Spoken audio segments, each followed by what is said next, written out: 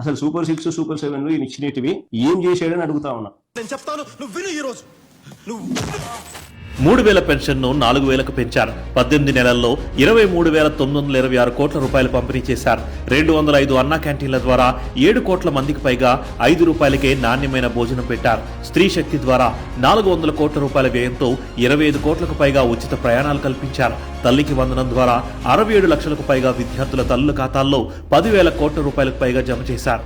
దీపం 2 ద్వారా దాదాపు 3 కోట్ల ఉచిత ఎల్పీజీ సిలిండర్లు అందించారు. దీనికోసం 2,000 కోట్ల రూపాయలకు పైగా వెచ్చించారు.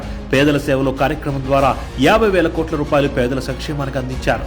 స్వయం సహాయక సంఘాలకు చెందిన 3.5 లక్షల మంది మహిళలకు 304 కోట్ల రూపాయల రుణాలు ఇచ్చారు. అన్నదాత సుఖీభావ్ ద్వారా రైతన్నలకు ఏటా 20,000 అందిస్తున్నారు. 46 లక్షలకు పైగా రైతుల ఖాతాల్లో ఇప్పటి వరకు 4,635 కోట్ల రూపాయలు జమ చేశారు. మెగా డిఎస్సి ద్వారా 150 రోజుల్లోనే 15,000కు పైగా టీచర్ ఉద్యోగాలు భర్తీ చేశారు. దాదాపు 6,000 కానిస్టేబుల్ నియామకాలను పూర్తి చేసి ట్రైనింగ్ లో స్టైఫండ్ 4,500 నుండి 12,500 రూపాయలకు పెంచారు. మత్స్యకార భరోసా ద్వారా 1,20,000 మందికి పైగా లబ్ధిదారులకు 259 కోట్ల రూపాయలు అందించారు.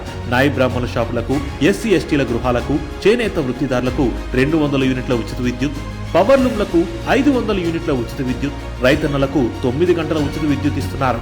సిఐఐ ద్వారా 13 లక్షల కోట్ల రూపాయలకు పైగా పెట్టుబడులు తెచ్చారు. 10 లక్షల ఉద్యోగ అవకాశాలను సృష్టించారు.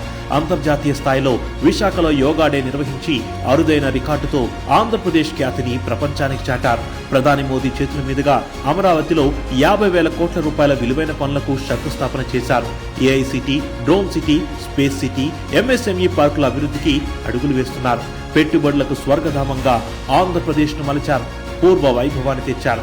ఇలా చెప్పుకుంటూ పోతే కేవలం 18 నెలల కాలంలోనే మాటల్లో చెప్పలేనంత అభివృద్ధిని చేసి చూపించారు. చాలా ఇంకా ఏమైనా కావాలా?